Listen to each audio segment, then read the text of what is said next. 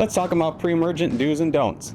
We're getting to that time of year where it's time to tackle the weeds before they emerge. If you've been thinking about applying a pre-emergent but you don't know the when, how, or why, don't worry, we got you covered. Come on, let's get into it.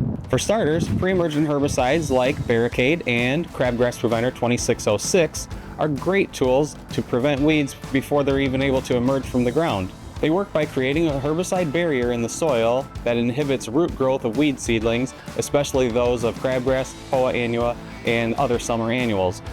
Like any lawn care treatment, it requires a little bit of know-how to make sure that it's effective and doesn't harm your lawn. Now let's talk about the things you definitely want to do to make sure your pre-emergent is as effective as possible and that your lawn will have the best chance of going season long weed-free. Number 1, apply at the right time. Timing is everything when it comes to pre-emergents. If you apply too early in the season, that herbicide barrier will break down by mid-June and you're going to have weeds in July. Apply too late and the weeds may have already germinated, in which case the herbicide barrier isn't going to work at all. Now this may seem difficult, but we have some tips for you to make sure you hit the right application window. For spring weeds like crabgrass, aim to apply your pre-emergent when the soil temperature hits 50 to 55 degrees Fahrenheit for a few consecutive days, and that's usually in early to mid-spring. For down south, you would probably shoot for beginning of March. In the Midwest, I would shoot for first half of April. You can use a soil thermometer to make sure, which is what I recommend, or just keep an eye on the weather patterns. For fall weeds like chickweed and poa annua, apply when the soil temperature gets below 70, and that usually lines up with early fall. Pro tip, use an online soil temperature map to help you determine the right time to apply, but always double check with your own soil thermometer. Number 3, do choose the right product for your lawn. There are hundreds of different pre-emergent formulas out there, so make sure you read the label. Some are designed for cool seasons, some are designed for warm seasons, some are designed for some weeds and some for others. Make sure you get the right kind for your lawn. Number 4, apply evenly. Use a broadcast spreader or sprayer to apply your application evenly over your entire lawn. Uneven coverage or even missed areas are leaving the door wide open for weeds to sneak in. Make sure you give your whole lawn an even coverage, make sure you follow the application rates, and you'll have a nice barrier to prevent weeds for the season. Number 5, wait before seeding. Pre-emergents prevent crabgrass seeds from germinating, but they also prevent regular grass seeds from germinating, so you have to plan it out a little if you have to seed a spot. You'll need to wait 4 to 6 months to seed after a pre-emergent application, so it's best to plan it out to do your spring pre-emergent and then seed in the fall if needed. Do water after application. After you apply your pre-emergent, don't forget to water it in. Watering it in will get that herbicide down into the soil to create that barrier that we talked about earlier. If you don't water it in, the treatment's just going to sit on the grass blades, and that's not where you want it.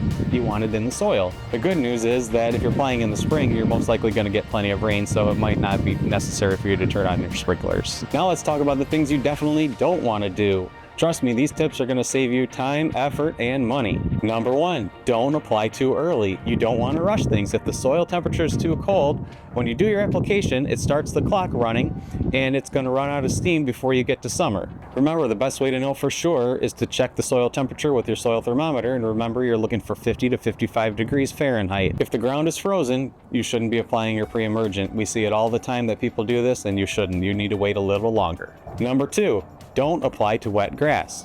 Wet grass can cause the product to stick to the leaf blades, and that's not where you want it. You want it in the soil, so always apply your pre-emergent to dry grass. Number 3, don't use pre-emergent on new lawns. If you've recently seeded or laid sod, a pre-emergent would inhibit your roots from growing. You will need to wait until the lawn has been mowed probably a few times.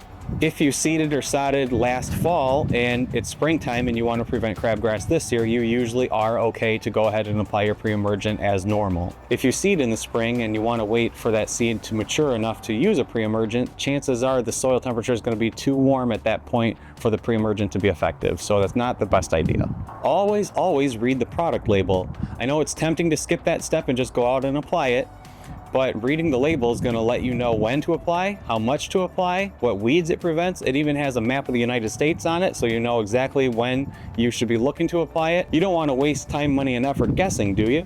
Number 5, don't ignore established weeds. Now, your pre-emergent's not going to do anything for established weeds, so you're going to have to plan on using a post-emergent weed and feed, and you're going to want to do that a good maybe 5 weeks after your pre-emergent. Now, you're going to be tempted to do that weed and feed while it's still chilly out because that's when the dandelions are yellow, but trust me, warmer is better for weed and feed, so you're going to want to wait till late spring to do that treatment. Number 6, don't aerate or dethatch after applying your pre-emergent. Remember, you created a herbicide barrier in the soil. Why would you want to rake that up with a thatch rake or poke 1,000 holes in it with your aerator? Plan ahead, do your aeration and your dethatching well ahead of time. And there you have it. Hopefully these lawn care do's and don'ts about pre-emergent will help you along in your lawn care journey and set you up for success. It's all about timing, consistency, and using the right products at the right time. For more tips and tricks and to shop our products, visit andersonslawn.com.